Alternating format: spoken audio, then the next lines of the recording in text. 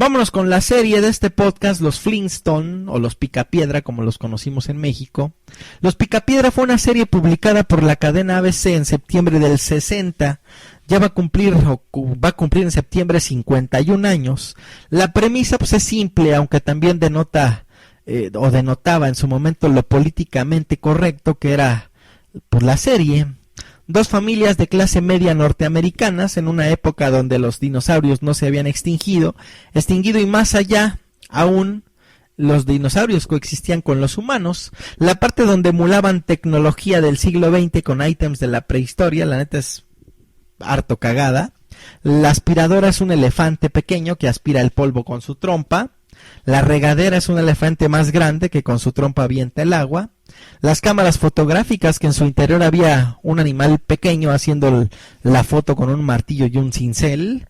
Los troncomóviles que se impulsaban con los pies.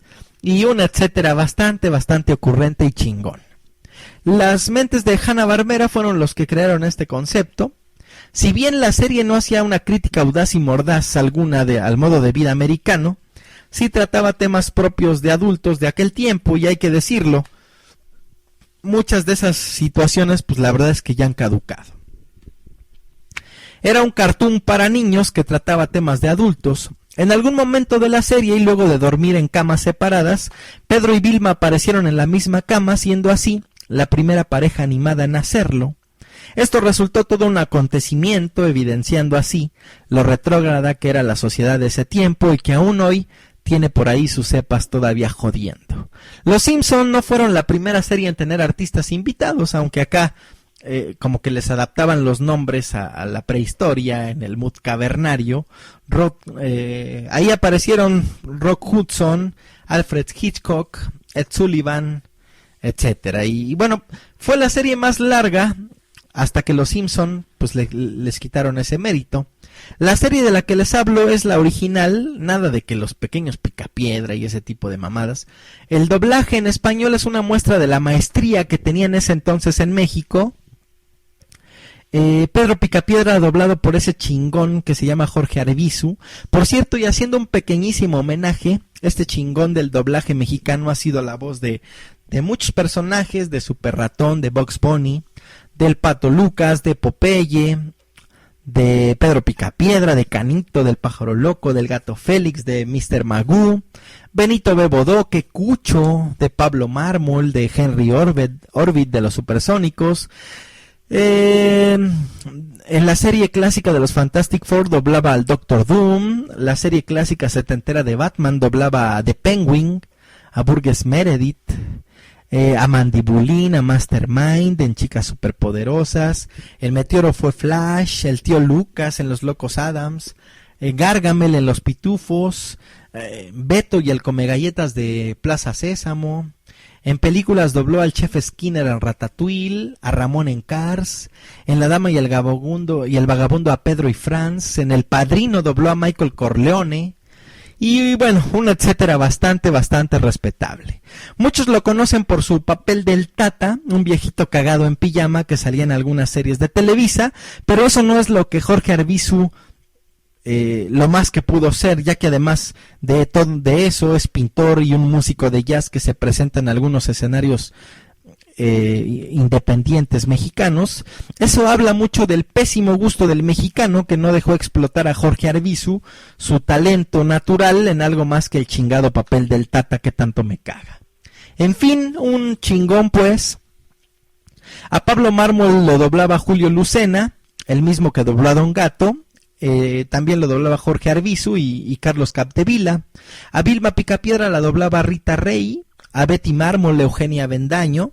A Pebbles y Bam Bam los dobló María Antonieta de las Nieves. Sí, la que en muchos países reconocen como la Chilindrina.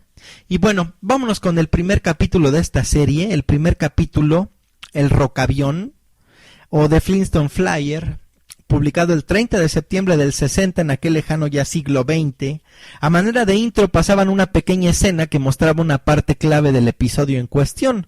Por cierto, la intro del programa que yo conocí y que pasaban en el Canal 5 de México, cuando daban Los Picapiedra, pues es muy diferente. Yo no sé si pasaron esos capítulos viejos o qué sucedió, pero bueno, esta intro nunca la había visto hasta que compré la serie en DVD. En el intro se ve a Pedro manejando su troncomóvil blanco, rebasando algunos autos. Un letrero que dice bienvenido a Piedradura, población 2500. Un poli le marca el alto a Pedro para que un dinosaurio rojo con unos bomberos arriba y una escalera y una alarma de incendios pueda pasar a hacer su importante labor. Un dinosaurio, según yo, morado, pero no me crean mucho debido a mi limitación en cuanto a saber qué colores hay en el mundo. El dinosaurio sirve de escalera para que Pedro ascienda a la tintorería y recoja su ropa. El puesto de periódicos, de hecho el periódico es una roca tallada, una piedra. Nadie puede negar que el intro de Los Simpsons está influenciado por este de los Picapiedra. Al final llega a su garage, cierra la puerta y se mete a su casa. Vilma, su esposa, le tiene la cena lista y se saludan con un beso en la mejilla y Pedro ansía su sillón y su televisión. El dinosaurio Perrodino lo ve y se baja en chinga del sillón para que su amo descanse. Prende la televisión, el mensaje en ese tiempo es: la tarde-noche ideal para alguien siempre será en su sillón favorito, viendo la televisión. Y bueno, hoy, después de muchos siglos, muchos años, muchas décadas, aprendiendo que lo mejor que uno puede hacer en su casa para descansar es sentarse en su sillón y ver la televisión, todavía hoy lo heredamos. Hay muchas cosas que hacer para estar bien en tu casa, sin embargo, el cliché que todos seguimos, que todos siguen, es precisamente ese: llegar, prender la televisión en su sillón favorito y ver el programa de moda. Una mañana apacible en la casa de los Picapiedra, una casa que por fuera se ve muy pequeña, pero que por dentro es todo un universo inexplicable. Domingo, Pedro anda en la flojera, Vilma en la cocina preparando el desayuno y el periódico que llega y se le estampa en la cara a Pedro. Una hamaca, Pedro tranquilo leyendo y por ahí unos gritos interrumpen su descanso. Es el vecino Pablo Mármol que intenta darle a una piedra que hace las veces de pelota de golf. Las animaciones son básicas, pero se enriquecen durísimo con las onomatopeyas sonoras y con los efectos de audio. Pedro le reclama del ruido y Pablo pues se calla. Pedro regresa a su hamaca y ve como el periódico lo nombra como campeón de boliche. En eso está cuando la pelota de golf de Pablo le cae en el hocico a Pedro. Obvio se emputa y quiere madrear a Pablo y le quita el palo de golf y al estarlo correteando pues se lo va chingando con él en la cabeza. Pedro regresa a la hamaca y se duerme, evidenciando lo abusivo que es el cabrón. Unos martillazos lo despiertan y emputado va una vez más a reclamarle a Pablo por el ruido. Pablo está inventando un aparato que pretende volar, algo muy rústico que Pedro duda que funcione, así que después de amenazarlo, se va nuevamente a dormir. En eso está cuando Pablo pasa volando en su invento. Nos percatamos de lo comodino y abusivo que es Pedro. Al ver a Pablo volando, ve la oportunidad de abusar de ello. Incluso se atreve a darle nombre al aparato y le pone el pedrocóptero. La nobleza de Pablo se manifiesta y se pone a Pedro por pinche necio y manchado. Pedro se rompe su madre en el pedrocóptero y termina convaleciendo y con unas vendas.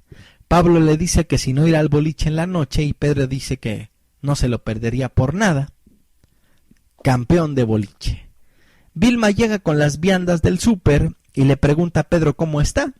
Este muy orondo le dice que está de huevos, pensando obviamente en la partida de boliche de la noche. Vilma le dice que, pues, qué chingón, pues estuvo a punto de cancelar los boletos para la ópera a la que ya habían quedado de ir hace un mes. Pedro, pues como no se acuerda, se preocupa, pues sabe que eso implica que la noche de boliche se ha cancelado. Así que en lugar de decirle a su esposa que no, el pocos huevos va y se desquita con el pobre de Pablito Mármol, ya que pues él mismo fue a comprar los boletos. Lo va a regañar por agachón, siendo que pues el más agachón es el mismo, ¿no? La noche de campeonato se esfuma, pero pues tienen la idea de fingir que Pedro verdaderamente está muy lastimado para poder zafarse de la noche de ópera. La noche llega y pues trazan un plan. Ambos están con sus moños y sus sombreros de copa negros sobre su ropa ordinaria. La neta es que se ven bien cagados.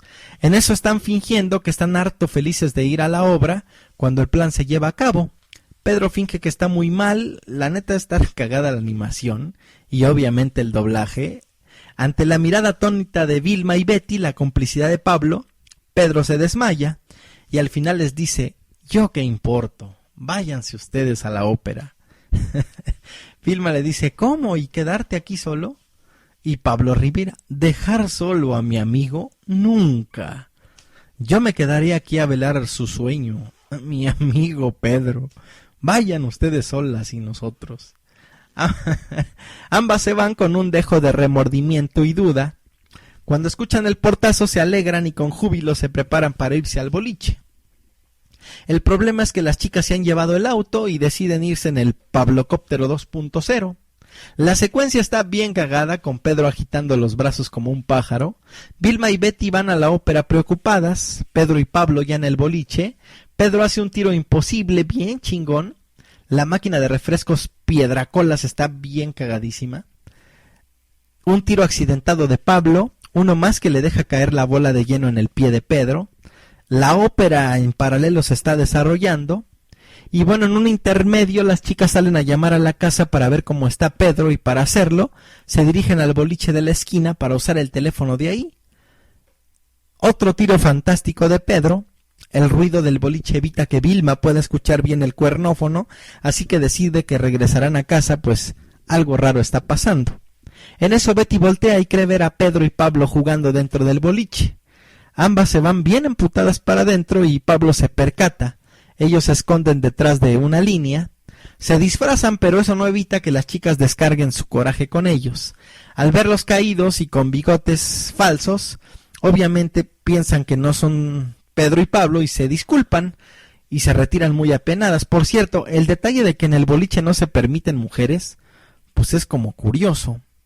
Las chicas se van a la casa contrariadas y Pedro y Pablo se van en chinga en el Pablocóptero para llegar antes que ellas y pues van platicando del businessote que serán los Pablopedrocópteros del mundo.